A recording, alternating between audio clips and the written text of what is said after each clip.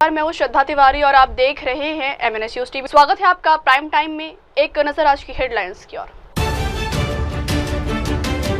बिहार में भी केजरीवाल आपका अभियान जारी। 243 विधानसभा सीटों पर पार्टी उतारेगी उम्मीदवार। राजा रघुवंशी हत्याकांड में सोनम के माता पिता ने बेटी की करतूत पर प्रतिक्रिया। गुज्जर आंदोलन की फिर सुलगी आग। महापंचायत के बाद टेंडरों की पटरियां उखाड़ी।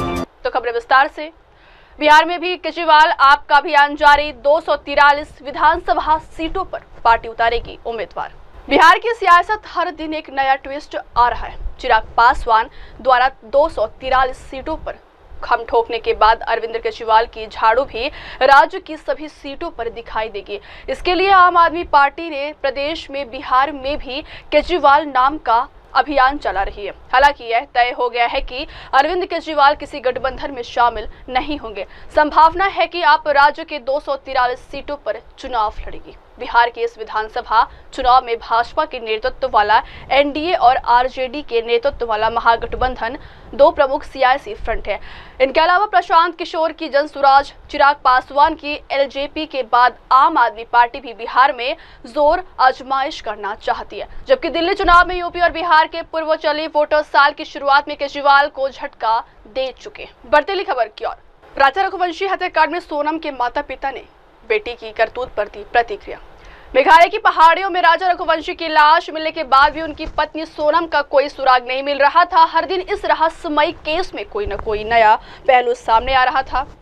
अब मध्य प्रदेश के इंदौर से शिलांग गए कपल में सोनम यूपी के गाजीपुर में मिली है। सोनम पर पति राजा की हत्या का आरोप लगा है। वही सोनम रघुवंशी के पिता ने कहा है कि मेरी बेटी निर्दोष है, मुझे अपनी बेटी पर भरोसा है, वह ऐसा नहीं कर सकती है। उनकी शादी दोनों परिवारों की सहमति से हुई है। राज्य सरकार शुरू से ही झूठ बोल रही है। सोनम रघुवंशी की मां संगीता रघुवंशी भी कहती है कि हम चाहते हैं कि सीबीआई जांच जल्द से जल्द शुरू करे, हो सके मेरी बेटी जल्द से जल्द घर आ सके। कई दिन हो गए, क्या कहना चाहेंगे? आखिरी बार बात हुई थी आपकी कब हुई थी और क्या बात हुई थी? 23 तारीख को हुई थी और वही मैंने पूछा था, बेटी आज तेरी 11 से उपवास है, उपवास का शादी सहमति से हुई थी, दोनों परिवार की सहमति से हुई थी, दोनों के बच्चन की सहमति से शादी हुई थी।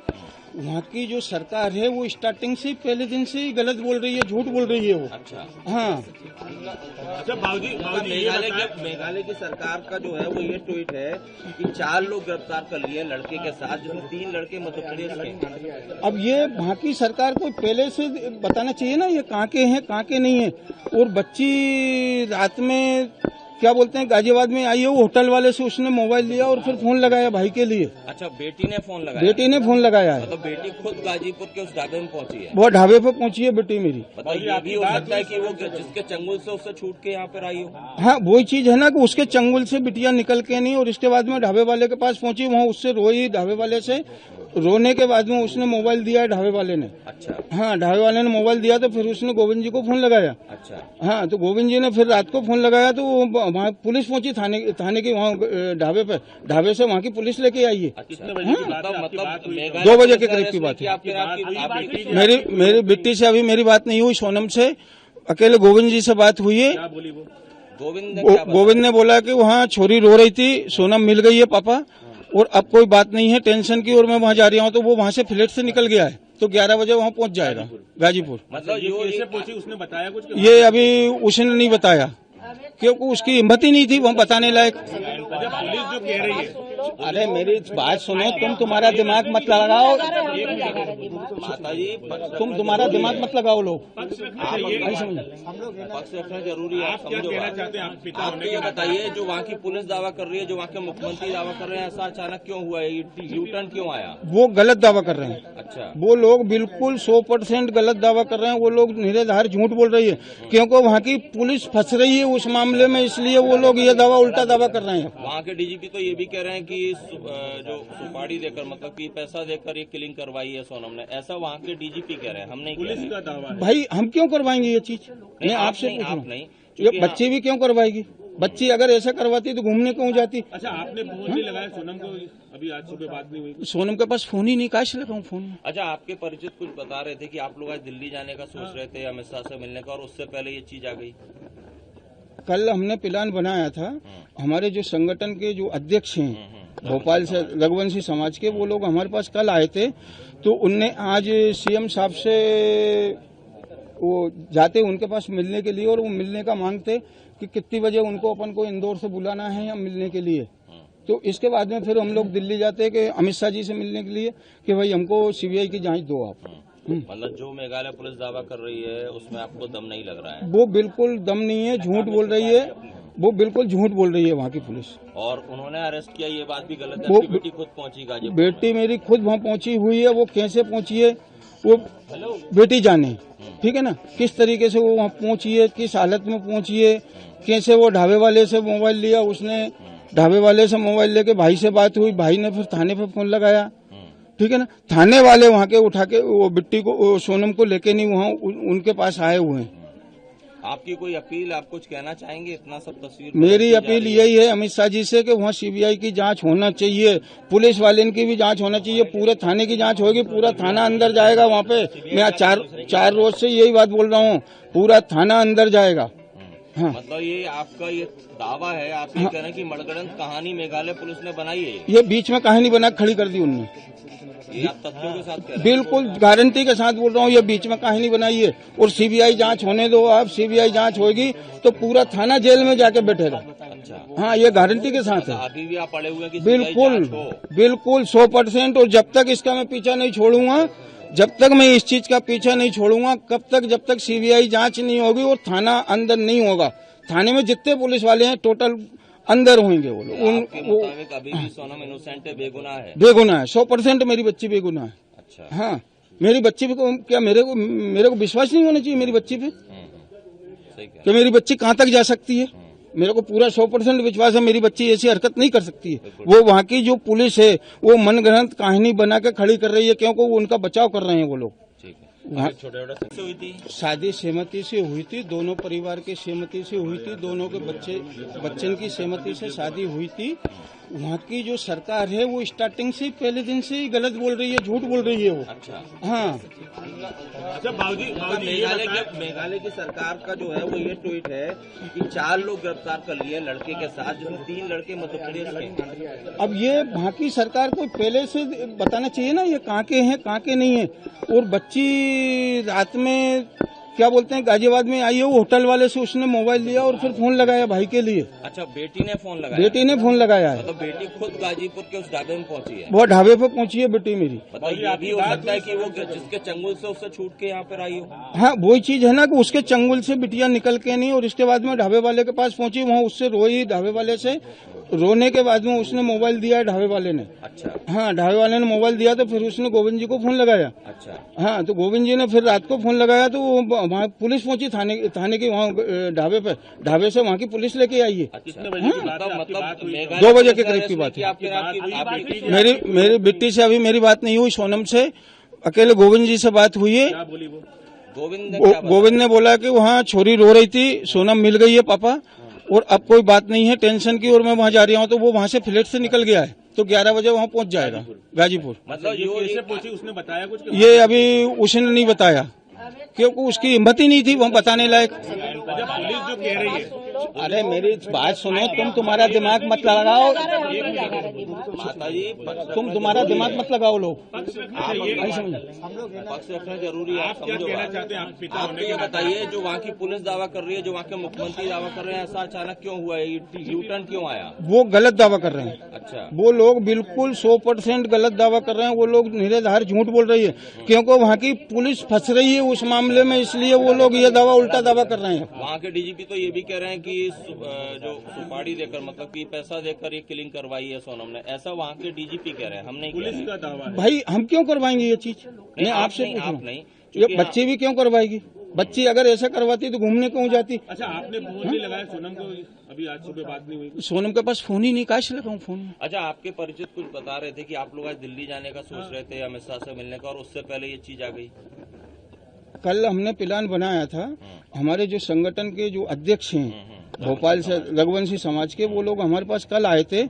तो उनने आज सीएम साहब से वो जाते उनके पास मिलने के लिए, और वो मिलने का मांगते कि कितनी बजे उनको अपन को इंदौर से बुलाना है या मिलने के लिए, तो इसके बाद में फिर हम लोग दिल्ली जाते हैं कि अमित शाह जी से मिलने के लिए कि भाई हमको सीबीआई की जांच दो आप। मतलब जो मेघालय पुलिस दावा कर रही है उसमें आपको दम नहीं लग रहा है? वो बिल्कुल दम नहीं है, झूठ बोल रही है, वो बिल्कुल झूठ बोल रही है वहाँ की पुलिस। और उन्होंने अरेस्ट किया, ये बात भी गलत है। वो आपकी बेटी खुद पहुंची गाजीपुर? बेटी मेरी खुद वहाँ पहुंची हुई है, वो कैसे पहुंची है वो बेटी जाने, ठीक है ना, किस तरीके से वो वहाँ पहुंची है, किस हालत में पहुंची है, कैसे वो ढाबे वाले से मोबाइल लिया, उसने ढाबे वाले से मोबाइल लेके भाई से बात हुई, भाई ने फिर थाने पे फोन लगाया, ठीक है ना, थाने वाले वहाँ के उठा के वो बिट्टी को सोनम को लेके नहीं वहाँ उनके पास आए हुए हैं। आपकी कोई अपील, आप कुछ कहना चाहेंगे? इतना सब तस्वीर मेरी अपील यही है अमित शाह जी से कि वहाँ सीबीआई की जांच होना चाहिए, पुलिस वाले की भी जांच होना चाहिए, पूरे थाने की जांच होगी, पूरा थाना अंदर जाएगा वहाँ पे। मैं चार रोज से यही बात बोल रहा हूँ, पूरा थाना अंदर जाएगा। हाँ। मतलब ये आपका ये दावा है, आप ये कह रहे हैं कि मनगढ़ंत कहानी मेघालय पुलिस ने बनाई है? ये बीच में कहानी बना खड़ी कर दी उनने। ये आप तथ्यों के साथ कह रहे हैं? बिल्कुल गारंटी के साथ बोल रहा हूँ, ये बीच में कहानी बनाई है। और सीबीआई जांच होने दो आप, सीबीआई जांच होगी तो पूरा थाना जेल में जाके बैठेगा। अच्छा, हाँ, ये गारंटी के साथ है। अभी भी आप पड़े हुए हैं कि बिल्कुल 100%। और जब तक इसका मैं पीछा नहीं छोड़ूंगा, जब तक मैं इस चीज का पीछा नहीं छोड़ूंगा, जब तक सीबीआई जांच नहीं होगी और थाना अंदर नहीं होगा, थाने में जितने पुलिस वाले हैं टोटल अंदर होंगे वो लोग। आपके मुताबिक अभी भी सोनम इनोसेंट है, बेगुनाह है? बेगुनाह है, 100% मेरी बच्ची बेगुनाह है। अच्छा, हाँ, मेरी बच्ची पे क्या मेरे को विश्वास नहीं होना चाहिए मेरी बच्ची पे सही कह कि मेरी बच्ची कहाँ तक जा सकती है? मेरे को पूरा 100% विश्वास है मेरी बच्ची ऐसी हरकत नहीं कर सकती है। वो वहाँ की जो पुलिस है वो मनगढ़ंत कहानी बना के खड़ी कर रही है, क्योंकि वो उनका बचाव कर रहे हैं वो लोग। ठीक है, छोटे अगली खबर, गुर्जर आंदोलन की फिर सुलगी आग। महापंचायत के बाद ट्रेन रोकी, पटरियां उखाड़ी गई। राजस्थान के भरतपुर जिले में रविवार को गुर्जर समाज की महापंचायत खत्म होने के कुछ घंटों बाद समुदाय के लोगों ने भारी विरोध प्रदर्शन किया और यात्री ट्रेन तक को रोक दिया। गुर्जर आरक्षण संघर्ष समिति ने आरक्षण से संबंधित मुद्दों समेत कई मांगों को लेकर दबाव बनाने के लिए इस महापंचायत का आयोजन किया था। संघर्ष समिति के अध्यक्ष विजय बैंसला ने महापंचायत के दौरान इन मांगों को लेकर राज्य सरकार की तरफ से एक मसौदा जवाब समुदाय के सामने पढ़ा। समुदाय की मंजूरी के साथ महापंचायत को वापस ले लिया गया है।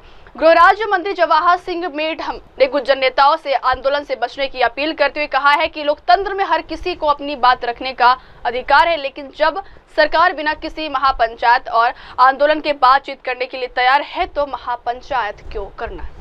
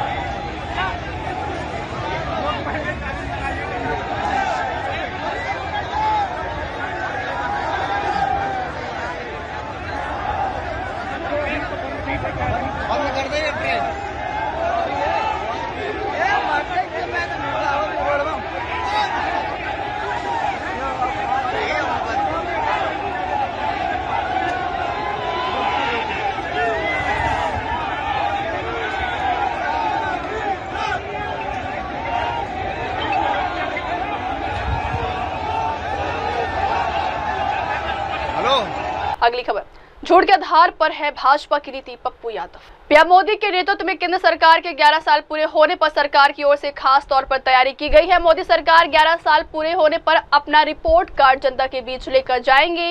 इस दौरान देश भर में भारतीय जनता पार्टी के केंद्रीय मंत्री प्रेस कॉन्फ्रेंस करेंगे। वही मंगलवार से सरकार के मंत्रियों के दौरे पर शुरू होने वाले हैं और तमाम जगहों पर प्रेस कॉन्फ्रेंस होगी। तो वहीं इसी बीच पूर्णिया से निर्दलीय सांसद पप्पू यादव ने भाजपा सरकार के कार्यकाल के 11 वर्ष पूरे होने पर कहा है कि भाजपा की नीतियां झूठ के आधार पर है। अमेरिकी राष्ट्रपति डोनाल्ड ट्रंप ने 11 बार कहा है कि भारत पाकिस्तान के बीच मैंने सीज फायर करा है, अन्यथा परमाणु युद्ध हो जाता। इन्होंने इसका एक बार भी जवाब नहीं दिया है कि यह सही है या गलत। शिक्षा और स्वास्थ्य पर भी कोई चर्चा नहीं हो रही। की तरफ से खुद प्रधानमंत्री ट्वीट करके अपनी नीतियों को बता रहे हैं कि कितनी सफल रहेगी। उनकी नीतियां झूठ की ताकत पे है। हम शुरू करते हैं नरेंद्र मोदी जी की। खुद अमित शाह जी जो गृह मंत्री है खुद को चाणक्य कहते हैं, उनके जुमलेबाजी से।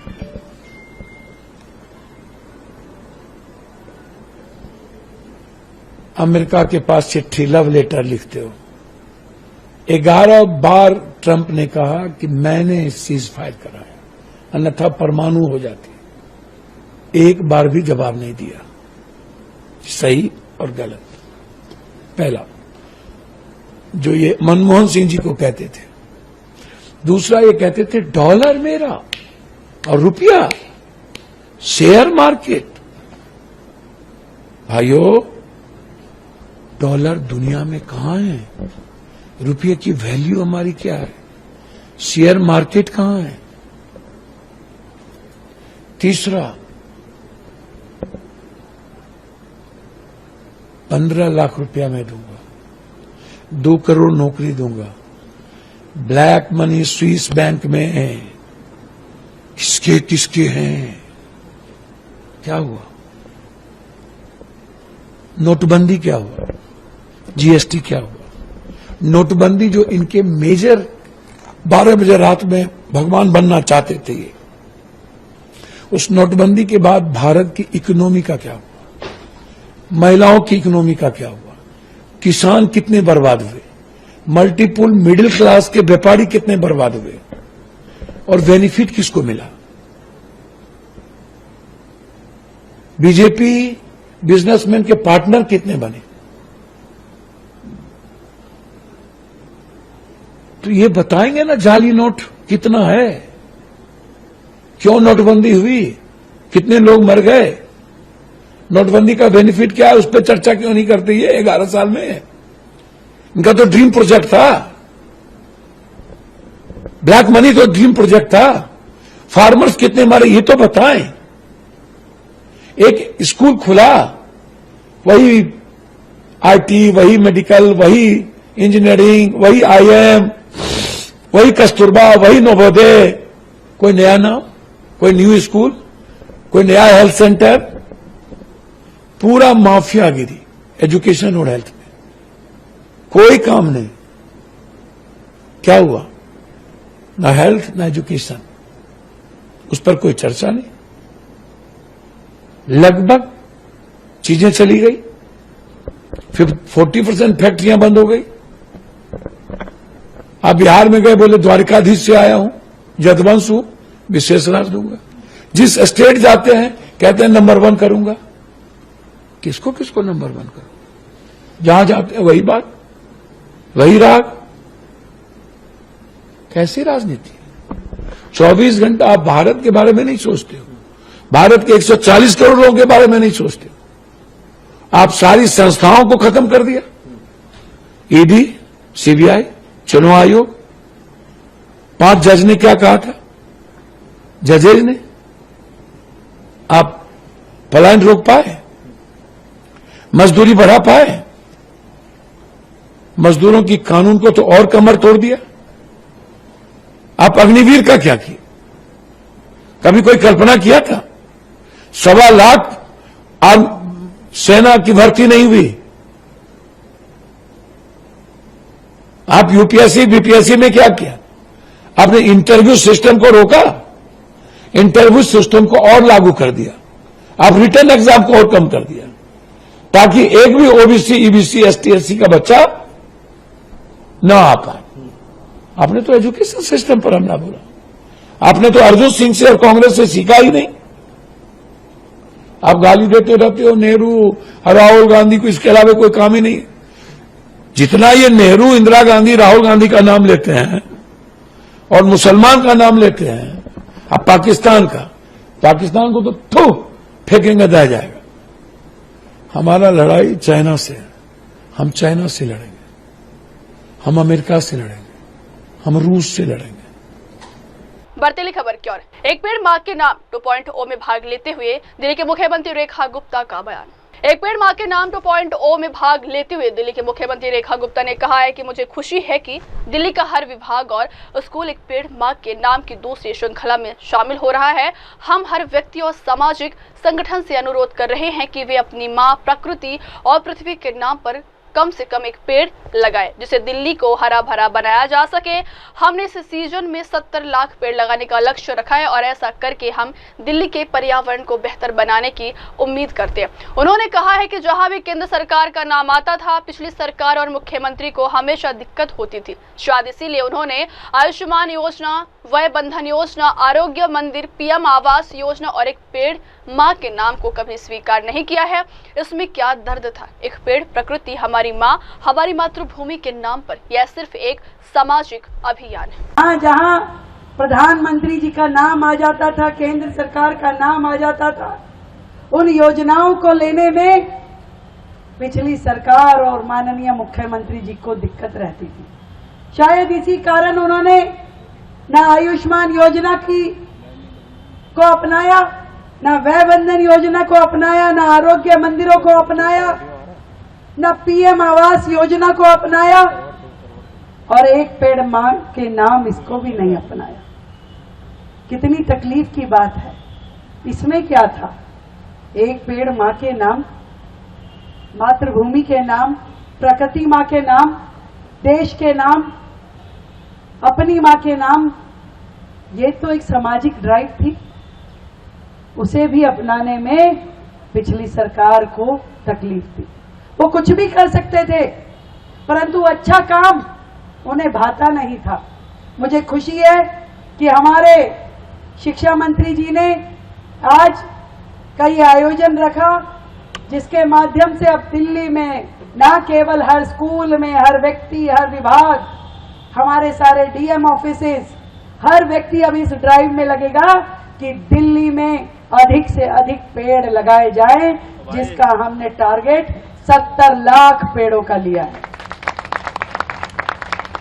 ये 70 लाख पेड़ दिल्ली में सामाजिक संस्थाओं के माध्यम से, स्कूलों के माध्यम से, प्राइवेट सरकारी हमारी अनेकों संस्थाएं जो धार्मिक सामाजिक क्षेत्र में काम कर रही हैं, वो सरकारी महकमे, हर व्यक्ति अपने अपने स्थान पे जहां वो पेड़ लगा सकता है उसे लगाना चाहिए। प्रधानमंत्री जी ने पिछले वर्ष इस अभियान की शुरुआत की थी, तो भी हमने दिल्ली में पेड़ लगाए थे, परंतु कार्यकर्ता के नाते, संस्थाओं ने, सामाजिक संस्थाओं के नाते, परंतु पिछली सरकार ने दिल्ली सरकार के प्लेटफॉर्म के माध्यम से कभी इस प्रोजेक्ट को उठाया नहीं, जबकि ये दिल्ली के वातावरण के लिए, प्रकृति माँ के लिए, धरती माँ के लिए एक अनिवार्य कार्य है। तब भी ये काम होना चाहिए था। मुझे खुशी है कि ये एक पेड़ माँ के नाम जो सेकंड सीरीज शुरू हुई है, इसमें दिल्ली सरकार के माध्यम से हर एक विभाग, हर हमारा स्कूल, हर संस्थान इस पेड़ के अभियान में जुड़ेगा। हर व्यक्ति से, सामाजिक संस्थाओं से, दिल्ली के निवासियों से हमारा यह निवेदन रहेगा कि हम सब मिलकर के अपनी माँ के नाम, प्रकृति माँ के नाम, धरती माँ के नाम एक पेड़ माँ के नाम लगाएं और इस दिल्ली को और हरा भरा करें। 70 लाख पेड़ लगाने का ये हमारा टारगेट है इस सीजन में, और ये पेड़ लगा के हम दिल्ली के वातावरण को बेहतर करना चाहेंगे। आदरणीय प्रधानमंत्री जी के नेतृत्व में दिल्ली एक पेड़ माँ के नाम इस अभियान को उठाई। अगली खबर, यूपी छत्रपति शिवाजी महाराज के 391वें राज्याभिषेक। छत्रपति शिवाजी महाराज के 391वें राज्याभिषेक दिवस के उपलक्ष्य में अधिवक्ता विष्णु शंकर जैन कहते हैं कि आज हमने कुछ महत्वपूर्ण मुद्दों पर चर्चा की, जैसे कि काशी और मथुरा मुक्त हो, भोजशाला मुक्त हो, संभल जल्द से जल्द मुक्त हो। इसके साथ ही संविधान की प्रस्तावना में धर्मनिरपेक्ष और समाजवादी शब्द गलत तरीके से जोड़े गए। अल्पसंख्यक आयोग, अधिनियम, अल्पसंख्यक मंत्रालय, ये सारी चीजें खत्म होनी चाहिए। इस पर भी चर्चा हुई कि धर्मांतरण की ऐसी घटनाएं कैसे बढ़ी हैं और उन्हें कैसे रोका जाए। हमारी मांग है कि मथुरा श्री कृष्ण जन्मभूमि को जल्द से जल्द मुक्त कराया जाना चाहिए तथा न्यायालय में चल रहे मामले की सुनवाई तेजी से होनी चाहिए। आज इस 391 राज्य अभिषेक दिवस में शिरकत करके मुझे बहुत हर्ष और उल्लास की अनुभूति हो रही है और आज हम सारे लोगों ने मिलकर चर्चा की कि हम पूरे समाज के सामने आगे आने वाले में क्या क्या ऐसे ज्वलंत विषय हैं जिन पे हमें चिंतन और मंथन करना है। फॉर एग्जाम्पल, काशी और मथुरा मुक्त हो, भोजशाला मुक्त हो, संभल जल्द से जल्द मुक्त हो, जो न्यायालयीन संघर्ष है इसके बारे में अवगत कराया गया। साथ जो संविधान की प्रस्तावना में सेकुलर और सोशलिस्ट वर्ड गलत ढंग से जोड़ा गया, minority commission act, minority ministry, ये सारी बातें खत्म की जाएं। किस तरह से कन्वर्जन की घटनाएं बढ़ी हुई हैं इसको रोका जाए। इन सारे विषयों पे एक वृहद चर्चा हुई और मुझे आशा है कि हम पूरे सारे लोग संगठित होके सामाजिक रूप से एक चेतना पैदा करने में सक्षम हो। माइनॉरिटी की आप विभाग ने बात की है उसे खत्म किया जाए। जी बिल्कुल, मैंने ये बात कही है कि माइनॉरिटी मिनिस्ट्री और माइनॉरिटी मंत्रालय खत्म होना चाहिए। जब संविधान सभा में चर्चा हुई थी तब भी ये बोला गया था कि जब हम सबको आर्टिकल 14 के माध्यम से समानता का अधिकार दे रहे हैं तो माइनॉरिटी का प्रोविजन नहीं रहना चाहिए। और ये कौन सी मानसिकता थी जिसके कारण आर्टिकल 29-30 जोड़ा गया। इसके माध्यम से आज हिंदू समाज ठगा हुआ, डिस्क्रिमिनेटेड महसूस कर रहा है। ये सारी बातें संवैधानिक रूप से, लीगल रूप से मैंने सबके सामने समय आ चुका है संविधान में बदलाव करने का। बिल्कुल, मुझे ऐसा लगता है कि संविधान में जो इम्पोर्टेंट एरियाज हैं उसमें बदलाव होना चाहिए और मैं उन बदलावों की बात कर रहा हूं जो संविधान में की गई। जैसे फॉर एग्जांपल, सेकुलर और सोशलिस्ट वर्ड संविधान में कैसे जोड़ा गया? बदलाव के माध्यम से जोड़ा गया और अगर उसको हटाना है तो बदलाव के माध्यम से हटाना है। अगर संविधान के आर्टिकल 30 सब क्लॉज 1 को गलत ढंग से जोड़ा गया बिना कोई चर्चा के, संविधान की मूल मंशा के खिलाफ, तो उसको भी अगर हटाना है तो कॉन्स्टिट्यूशनल अमेंडमेंट के माध्यम से हटाना है। बिल्कुल, हमारी ये मांग है कि मथुरा श्री कृष्ण जन्मभूमि जल्द से जल्द मुक्त कराई जाए और जो न्यायालय में मामला चल रहा है उसको फास्ट ट्रैक किया जाए। हमारे पास सारे प्रूफ, फैक्ट्स, फिगर्स हैं और हम ये चाहते हैं कि जल्द से जल्द ये केस अपने निर्णायक मोड़ पे पहुंचे। अगली खबर, केरल एशिया और यूरोप के बीच बड़ी मात्रा में कंटेनरों के परिवहन की सुविधा के लिए विशेष रूप से डिजाइन। दुनिया के सबसे बड़े कंटेनर जहाज के रूप में मान्यता प्राप्त एमएससी इरिना सोमवार को अदानी समूह के विंजम अंतर्राष्ट्रीय पोर्ट पर पहुंचेगा और मंगलवार तक वहां खड़ा रहेगा। TEU क्षमता के आधार पर यह सबसे बड़ा जहाज है। यह यादगार आगमन पोर्ट के लिए एक महत्वपूर्ण मील का पत्थर है जिसे 2 मई को प्रधानमंत्री नरेंद्र मोदी ने राष्ट्र को समर्पित किया था। एशिया और यूरोप के बीच बड़ी मात्रा में कंटेनरों के परिवहन की सुविधा के लिए विशेष रूप से डिजाइन किया गया है। एमएससी इरिना व्यापार मार्गों और लॉजिस्टिक क्षमता को बढ़ाने में भी काफी महत्वपूर्ण है। यह जहाज पहली बार किसी दक्षिण एशियाई पोर्ट पर आ रहा है जो अल्ट्रा लार्ज कंटेनर वेसल्स को हैंडल करने में विंजम की क्षमताओं को उजागर करेगा।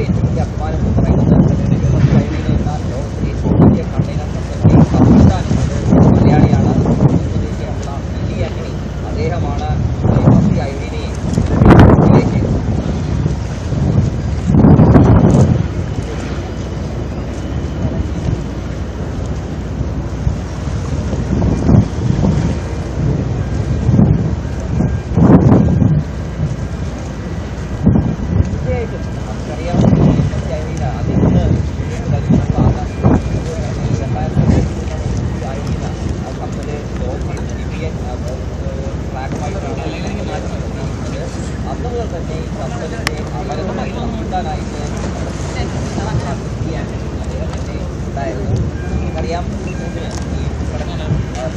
സമയത്ത് ആദ്യമായി അദ്ദേഹം നൽകിയത് ശരിയാവുന്ന തന്നെയാണ്. അന്ന് അദ്ദേഹം പറഞ്ഞു ഇത് അഭിമാനമായിട്ടുള്ള ദർശനമാണ് നാട്ടിലേക്ക് ഐറിനുമായി വരുന്നത് എന്നുള്ള കാര്യം. രണ്ടും അദ്ദേഹം തിരിഞ്ഞ കാലത്തിന്റെ സമയത്തിന് അദ്ദേഹം നന്ദി അറിയിക്കുന്നത് ഈ കാര്യങ്ങൾ നാട്ടിലെത്തിയിട്ട് നാട്ടിലെ കാര്യങ്ങൾ കാരണം ഇന്നത്തെ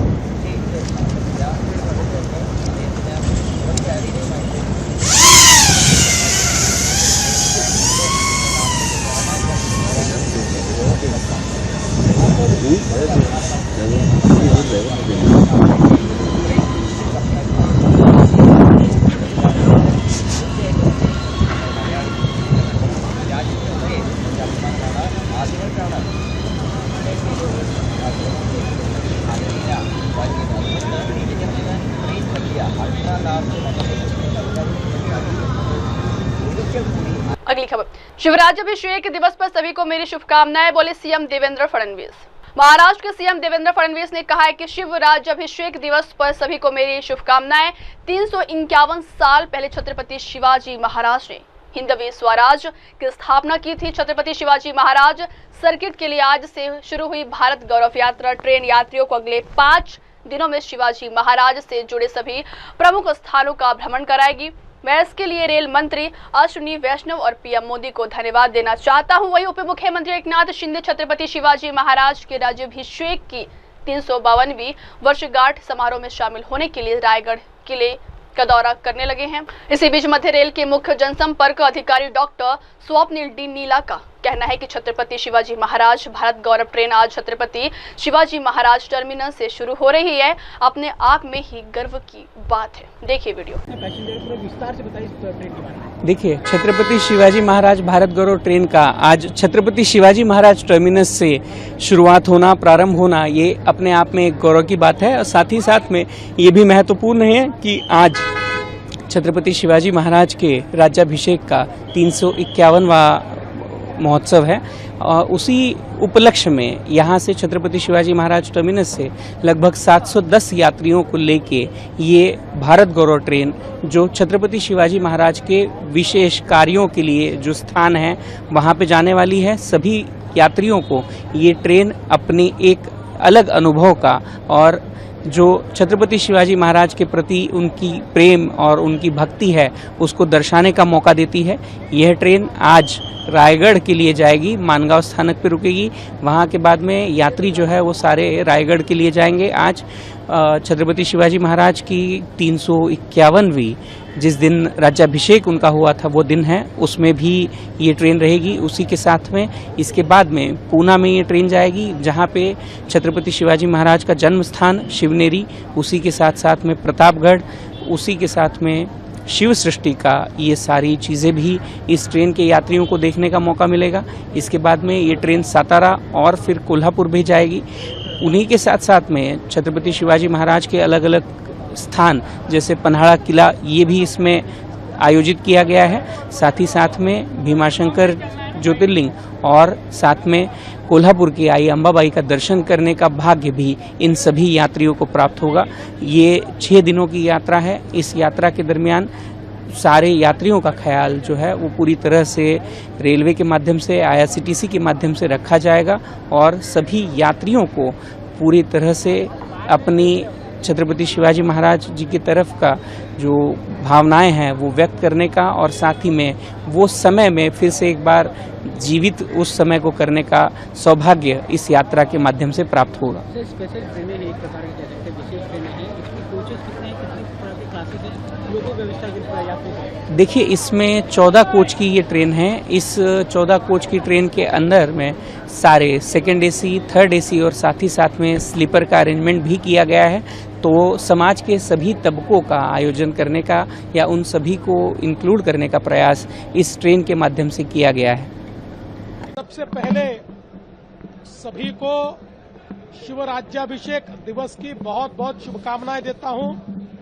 351 साल पहले आज ही के दिन स्वधर्म, स्वराष्ट्र, स्वभाषा इस प्रकार की त्रिसूत्री को लेकर हिंदवी स्वराज की स्थापना छत्रपति शिवराय ने की थी। और ऐसे पवित्र दिन पर भारत सरकार के माध्यम से भारत गौरव यात्रा ट्रेन, जिसमें छत्रपति शिवाजी महाराज सर्किट आज शुरू किया गया है। 5 दिन छत्रपति शिवाजी महाराज की जो प्रेरणा स्थली है, चाहे फिर वो स्वराज की राजधानी रायगढ़ हो या फिर उनकी जन्मस्थली शिवनेरी हो, ऐसे कई जगह पर हमारे प्रवासियों को लेकर जाएगी। मैं प्रधानमंत्री मोदी जी का और रेलवे मंत्री अश्विनी वैष्णव जी का बहुत आभार व्यक्त करना चाहता हूं कि हमारी प्रेरणा और हमारी गौरव, ये दोनों को एक प्रकार से उजागर करने वाली, पुनर्स्थापित करने वाली और हमारी तरुणाई को प्रेरणा देने वाली इस ट्रेन को आज शुरू किया गया है। अभी अभी हमने हरी झंडी दिखाकर इसको रवाना किया है। देखिए, पहले ही विजिट में पूरी ट्रेन फुल है। 710 प्रवासी इसमें प्रवास कर रहे, 150 से ज्यादा महिलाएं हैं। और सबसे खुशी की बात यह है कि 80% से ज्यादा प्रवासी 40 साल के नीचे के हैं। मतलब जो तरुणाई अपना इतिहास और अपना गौरव देखना चाहती है, वो इसमें प्रवास कर रही है।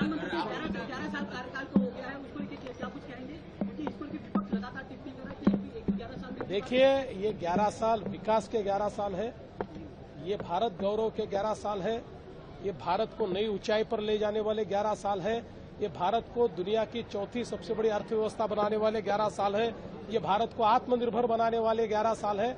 मैं इसके ऊपर कल विस्तार से बोलूंगा। अगली खबर, देश भर में बढ़ रहा है कोविड, 6000 से ज्यादा हुए एक्टिव केस। देश भर में एक बार फिर कोविड-19 का खतरा मंडरा रहा है। कई राज्यों में कोविड के केस की संख्या बढ़ती जा रही है। एक्टिव मामलों की संख्या सोमवार को सुबह 10 बजे तक 6491 हो गई है। वहीं बीते 24 घंटों में 358 नए मामले सामने आए हैं। हालांकि राहत की बात यह है कि स्वास्थ्य एवं परिवार कल्याण मंत्रालय के अनुसार पिछले 24 घंटों में कोई नई कोविड-19 से संबंधित मौत की सूचना नहीं मिली है। कोविड का डर हर राज्य मंडरा रहा है। एक्टिव केस की बात करें तो सबसे ज्यादा केस इस समय केरल में सामने आए। स्वास्थ्य एवं परिवार कल्याण मंत्रालय की रिपोर्ट के मुताबिक केरल में इस समय सबसे ज्यादा केस, एक्टिव केस 1957 तक पहुंच चुके। वहीं तमिलनाडु में भी कोविड से मौत दर्ज की गई है। 42 वर्षीय व्यक्ति की मौत हुई, जिनको किडनी की भी बीमारी थी। अगली खबर, वैकासी विशाखम के लिए बड़ी संख्या में श्रद्धालु तिरुचेंदुर सुब्रमण्यम स्वामी मंदिर पहुंचे। वैकासी विशाखम उत्सव के दौरान तमिलनाडु के तिरुचेंदुर में सुब्रमण्यम स्वामी मंदिर में भक्तों की भारी भीड़ उमड़ती है। यह उत्सव 31 मई को शुरू हुआ था और इसे वसंत उत्सव के रूप में जाना जाता है। मंदिर में भक्तों की भी भारी संख्या के कारण उत्सव के दौरान भक्तों के लिए विभिन्न व्यवस्थाएं की जाती हैं।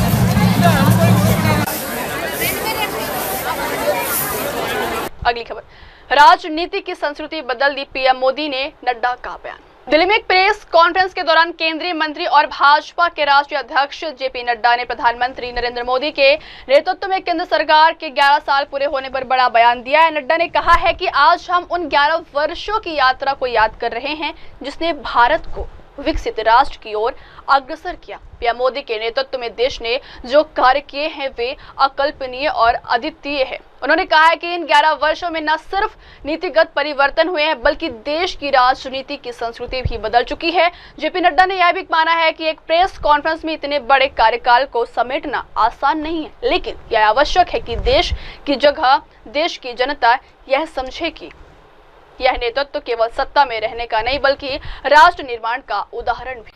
बहुत चैलेंजेस भी आते हैं, लेकिन उसके बावजूद भी अंडरलाइनिंग प्रिंसिपल हमारा बड़ा स्पष्ट रहा है। अब मैं अगर बोल्ड डिसीजंस की बात करूं तो मैंने कहा कि इतने एक प्रेस कॉन्फ्रेंस में 11 वर्षों के बोल्ड डिसीजंस बता देना ये मेरे लिए बहुत कठिन होगा, लेकिन आर्टिकल 370 को एब्रोगेट करना, पॉलिटिकल नैरेटिव बन चुका था कि दिस इज नॉट पॉसिबल, देश मान चुका था कि दिस इज नॉट पॉसिबल, और वो आर्टिकल 370 धाराशाही हुआ और एब्रोगेट हुआ, वो हम सबको पता है। और आप ही सोचिए, जम्मू कश्मीर के इलेक्शंस को आप कहते थे महज फॉर्मेलिटी है, आप ही लोग कहते थे, सब लोग। लोकसभा में टर्नआउट 58.46% रहा और विधानसभा J&K के इलेक्शन में turnout was 63%। This is the change and this is the result of the bold decision taken.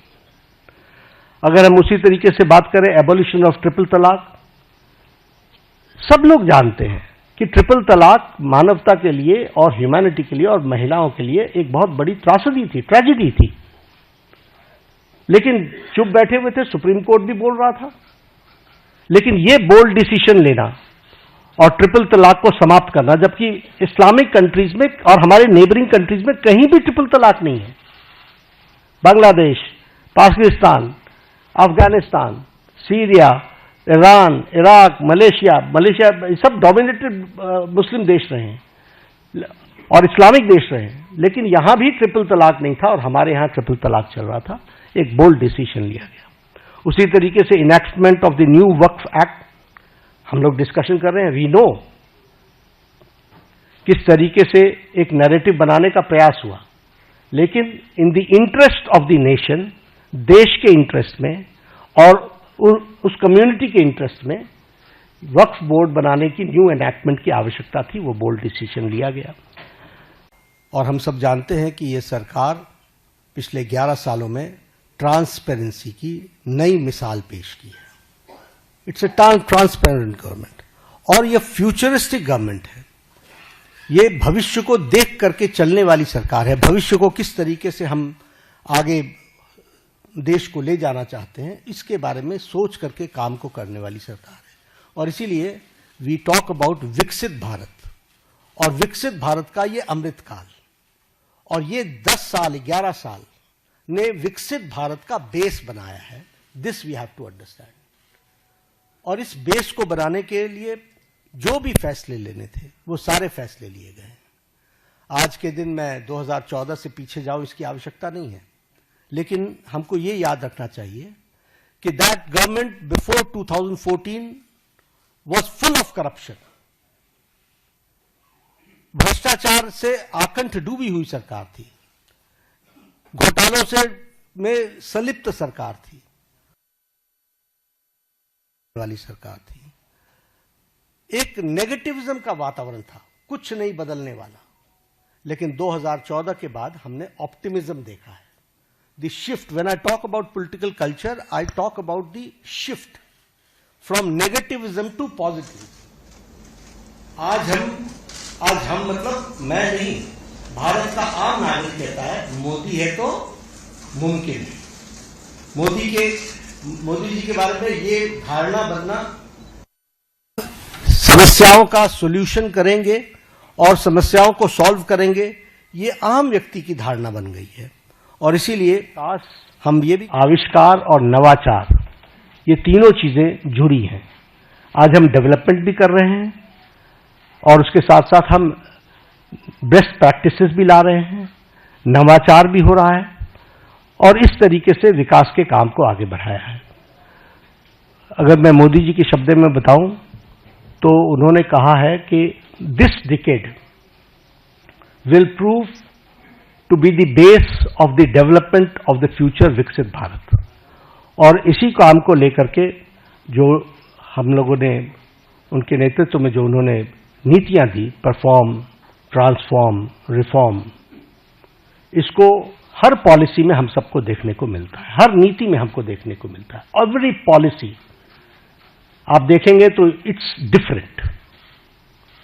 पुरानी पॉलिसीज में भी जो चेंजेस आई हैं वो इसलिए कि रिफॉर्म चाहिए और उसी के साथ साथ हमको ट्रांसफॉर्म करना है और इसके लिए परफॉर्म करना है। और एक बेसिक प्रिंसिपल पिछले 11 वर्षों में हम लोगों ने अडॉप्ट किया और ये मोदी जी की ही सोच रही है, सबका साथ, सबका विकास, सबका विश्वास, सबका प्रयास। अगली खबर, एलजी में सांबा में नटराज के अत्याधुनिक फ्लैगशिप नट्स और ड्राई फ्रूट्स प्रसंस्करण संयंत्र का उद्घाटन। उपराज्यपाल मनोज सिन्हा ने आज यहां नटराज के अत्याधुनिक फ्लैगशिप नट्स और ड्राई फ्रूट प्रसंस्करण संयंत्र का उद्घाटन किया है। उपराज्यपाल ने नट्स, ड्राई फ्रूट और मूल्यवर्धित उत्पादों के प्रसंस्करण के लिए नई सुविधा के शुरू होने पर विकेसी नट्स प्राइवेट लिमिटेड के निदेशक गगन जैन और सभी सदस्यों को बधाई दी। उन्होंने कहा है कि अत्याधुनिक औद्योगिक इकाई जम्मू कश्मीर केंद्र शासित प्रदेश के विकास और आकांक्षाओं को आगे बढ़ाएगी और सांबा और आसपास के क्षेत्रों के लिए आर्थिक और सामाजिक प्रगति के इंजन के रूप में भी काम करेगी। सीमावर्ती क्षेत्र में अपनी तरह की पहली इकाई केंद्र शासित प्रदेश को प्रगति के शिखर पर ले जाने के हमारे संकल्प का प्रमाण है। यह इकाई पहले से ही स्थानीय नौकरियां पैदा कर रही है और स्थानीय आय को बढ़ावा। दिलशाद गार्डन में लगी आग से 2 लोगों की मौत, रिक्शा और मोटरसाइकिल जलकर खाक। दिलशाद गार्डन की कोड़ी कॉलोनी में चार्जिंग के लिए रखे 2 ई रिक्शा में आग लगने से 2 लोगों की मौत हो गई है। हादसे में वाहनों की भी क्षति हुई। अग्निशमन अधिकारी अरूप सिंह ने बताया है कि हमें रात 11:30 बजे सूचना मिली है कि आग दिलशाद गार्डन की कोड़ी कॉलोनी में लगी थी। हम मौके पर पहुंचे और आग बुझाने का काम शुरू कर दिया है। आग बुझाने के बाद पता चला कि 2 ई रिक्शा और मोटरसाइकिलें जलकर खाक हो गई हैं। आग में 2 लोगों की मौत भी हो चुकी। मरने वालों में एक की उम्र 24 साल और दूसरे की उम्र 60 साल है। ऐसा लगता है कि रिक्शा की चार्जिंग की वजह से आग लगी है। आगे की जांच जारी है। दिल्ली के कनॉट पैलेस से एक बहुत ही बड़ी खबर निकलकर सामने आई है। यहाँ उस वक्त अफरा तफरी का माहौल बन गया जब यहाँ एक रेस्टोरेंट में आग लग गई। बताया जा रहा है कि रेस्टोरेंट की रसोई में आग लगी, जिसकी खबर मिलते ही तुरंत दमकल विभाग की टीम पहुंच गई, जिसके बाद मौके पर पहुंचे दमकल कर्मियों ने आग पर काबू पाना शुरू किया। आग लगने से 6 कर्मचारी झुलस गए हैं, जिन्हें अस्पताल में भर्ती कराया गया है। आपको बता दें कि मिली जानकारी के मुताबिक कनॉट पैलेस स्थित बिकगने बिरयानी रेस्टोरेंट में गुरुवार सुबह आग लग गई। आग की चपेट में आने से वहां काम कर रहे 6 कर्मचारी झुलस गए। आग रेस्टोरेंट के रसोई में लगी थी। सूचना मिलने के बाद मौके पर पहुंची पुलिस और दमकल कर्मियों ने घायल सभी कर्मचारियों को बाहर निकालकर पास के अस्पताल में भर्ती कराया। दमकल कर्मियों ने 6 गाड़ियों की मदद से करीब आधे घंटे में आग पर काबू पा लिया। शुरुआती जांच में पता चला है कि आग रसोई गैस सिलेंडर में रिसाव की वजह से लगी। घायल कर्मचारियों की पहचान दीपक, पीयूष, महेंद्र, मोहम्मद आलम, शेरुद्दीन और जनक के रूप में हुई है।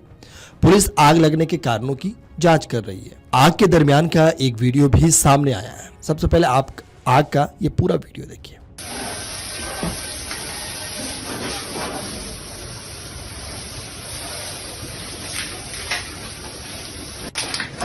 आपको बता दें कि दिल्ली के कनॉट पैलेस में एक रेस्टोरेंट की रसोई में आग लग गई, जिसके बाद वहां अफरा तफरी मच गई। आग बुझाने के लिए 6 दमकल गाड़ियां मौके पर पहुंची, जिसके बाद आग पर काबू पाने का काम शुरू किया। बताया जा रहा है कि आग एलपीजी सिलेंडर में लीकेज की वजह से लगी है। आपको बता दें कि दिल्ली के कनॉट पैलेस में रेस्टोरेंट की रसोई में आग लग गई, जिसमें 6 कर्मचारी झुलस गए हैं। दमकल 11-32-33 की कॉल है और ये कोडी कॉलोनी दिलशाद गार्डन मकान में आग की कॉल मिली थी हमारे को। और सीन पे आए तो यहाँ ज़्यादा आग थी और हमने लाइन लगाई और तुरंत आग बुझाना शुरू किया। आग बुझाने के बाद देखा तो इसके अंदर 2 2 रिक्शा, 1 मोटरसाइकिल और 2 ब्राउन डेड बॉडी है। भाई छोटे भाई हम लोग को कुछ नाम पता लगे? हाँ, नाम तो पता लगा है, ठीक है, नाम बता दूंगा मैं।